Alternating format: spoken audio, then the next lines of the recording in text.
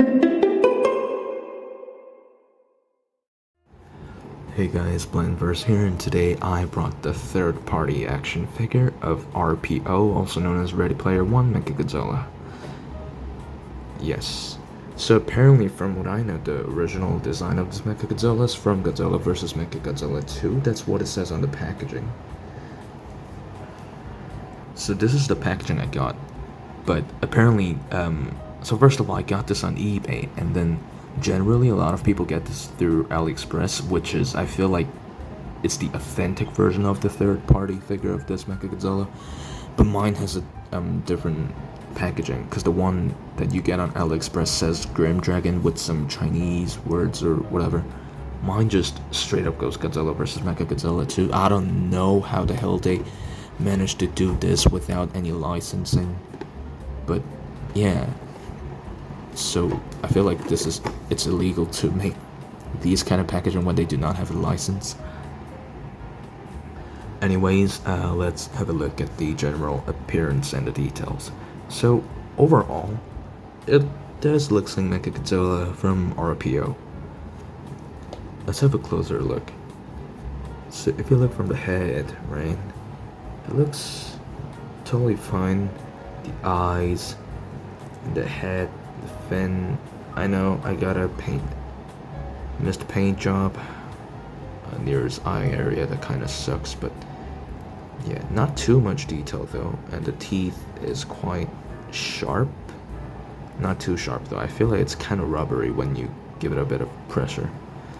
His neck and all these cables around the neck, his dorsal fins, or dorsal plates, I should say.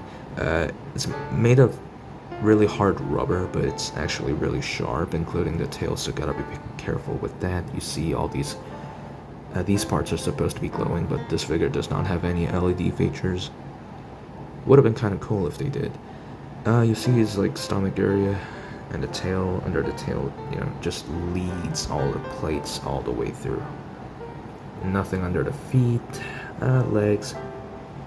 Yeah, I don't know, it looks like crispy pork skin. What? And yeah, I don't know why the detail on these thigh plates are much different from the one you get in AliExpress, where it has much more weathering than this. And yeah, like, mine has a bit of different paint job on this. I know there's a lot of different versions of this guy, but the packaging's also different on mine, so I'm just like, is this the bootleg version of that third-party figure of this Mechagodzilla? Because I really hope not. I do like the figure, it's just really loose, not the best quality. So as soon as I got this version in my own hand, I'm just like, I feel like I can get this in some random niche market, you know what I mean? So not the best quality, to be honest, since this is the third party figure, but detail wise it's pretty decent, I would say. See all the details on the tails too. Pretty cool. Yeah, well, now let's get into the articulation. So his head can look up that much, down that much. He got a jaw joint over here. He's got a little bit of pivot. Of course, rotate 360, including the neck joint below. It does not have much of a pivot either. Just kind of loose on mine, that's why. And this torso also do have 360 feature. 360 on the arm too, which is kind of stiff. His arm can go up that much, not that much, down that much. It's got a elbow joint swivel. And yeah, mine's just about to fall apart. You see it's really loose. I'm not sure if it does the same thing on the other side. Yep, it does, so that kind of sucks. A little bit over the 90 degrees elbow joint, and it looks out more than 180, so that's kind of cool. It's got a wrist hinge and a swivel too. His leg does not have much articulation. He's got the drop down joint, can go back up, a little bit of pivot, forwards and backward 360 without any issues. His knees bend all the way there, goes front all the way there. You can make it straight, and there's this feet His feet can go up and down, side to side, 360 rotation, and a little bit of pivot.